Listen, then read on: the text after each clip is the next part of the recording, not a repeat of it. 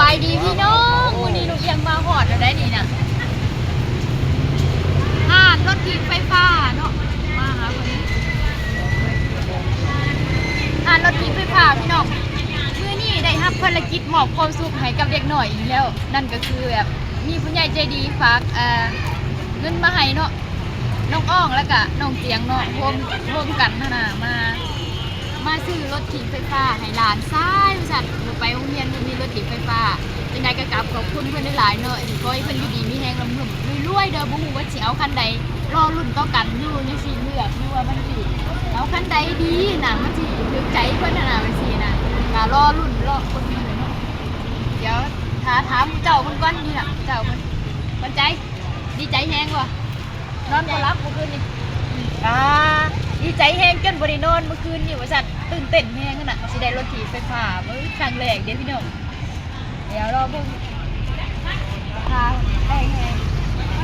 ได้ขาฟองมาเบิ่งก่อนจักว่ะโอ้โหเอาอยู่พี่น้องยังโอ้โหเลือกอยู่แต่ว่ามันตื่นเต้นแห้งมื้อนี้เพิ่นสิเอาสีหยังบรรยากาศ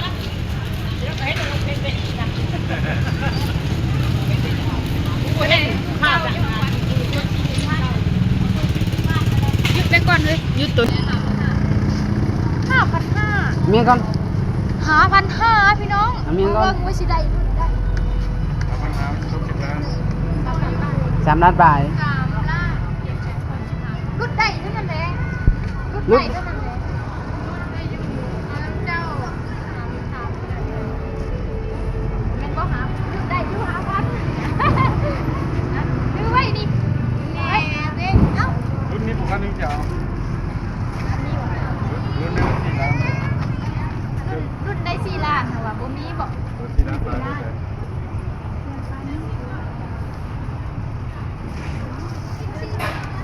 รุ่นนี้ผมว่าเชื่อ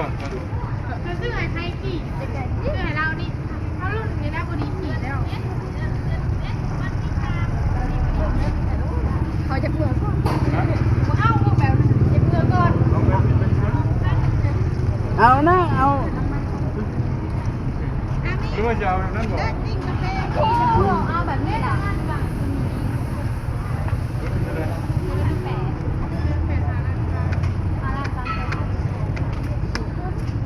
เอาช็อกอันนี้หัวจักเจ้าตัวได้หรออันนี้เจ้าต้องอันนี้เอาคันนี้มันเตะไปไหนก็แปลงกันรับประทานนี่วันนี้มีรับประทานวันนี้กันหมอไฟ6 เดือนนึงมอเตอร์ปีหมอไฟ6 เดือนมอเตอร์ปีนึง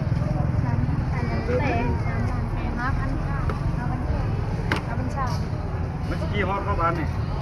บ้านทรายนี่ ต้นเพิ่งของแกนเมืองมาแล้วค่ะนครกระชอนมันแต่ว่ามันสีซ่าตัวนี้เพราะว่ามันไกลแล้วรถมีรถเนาะซาก็ค่อยไปแล้วจำเป็นแล้วเจ้ามาส่งก็ได้ปะ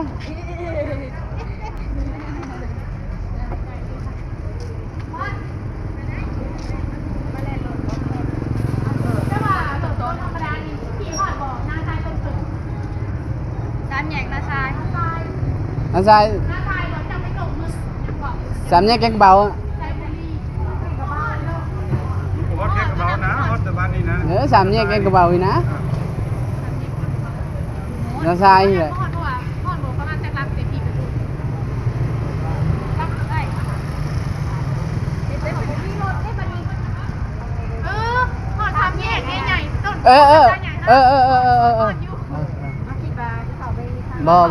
บ่มันกองแห้งกองไส้นะ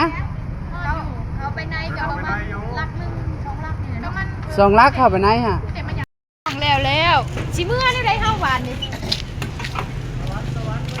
ตอนสิเมื่อน่ะสิขี่รถคันนี้เนาะว่าสิฮอดบ้านเฮาบ่พี่น้องรอติดตามกันจากเซนูไปหา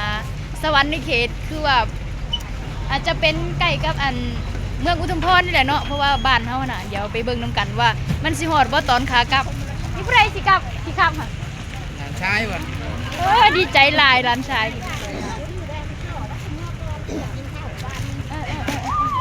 แล้ว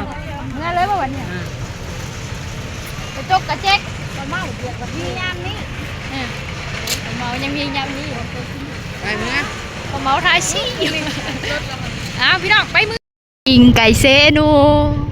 มือใดบ่ได้มาหอดเซนูคือบ่ได้กินปิ้งไก่ พาพี่น้องเสี่ยวชมไปเซนูเด้อเดี๋ยวไปน้ำกันตอนนี้กำลังขี่รถถีบกลับบ้านแล้วเนาะผู้เจ้าเพิ่นขี่เองนี่พี่น้อง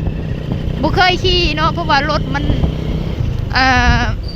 อยู่ไกลนะบ่ฮู้ว่ามันสิฮอดบ่เนาะก็เลยต้องดองนะบ่ได้เอาออกเลยว่าพากันตีนกัน เห็นนะขวัญใจขี่ไปแล้วเมื่อบ้านเฮามันบ่มีรถใหญ่มาเอานะพี่น้องก็เลยให้ขี่รถจักรเมื่อว่ามันสิฮอดบ่จังซั่นแหละ มันบ่ถนัดบ่ อันเก่าเป็นของหนาว ฮะ อันเก่าเป็นของหนาว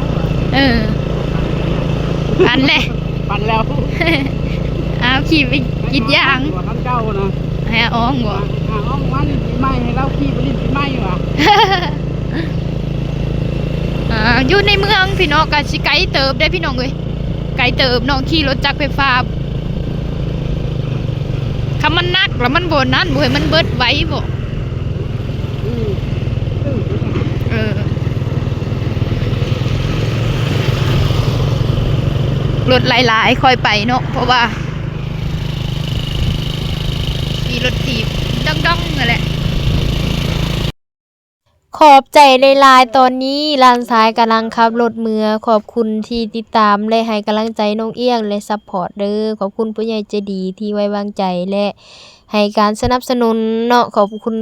มอบความสุขในครั้งนี้เนาะขอบใจหลายๆขอให้อยู่ดีมีแฮงร่ำรวยมื้อสุขุสุคนเนาะที่เข้ามาเบิ่งรับชมคลิปก็ได้บ๊ายบายขอบใจเด้อ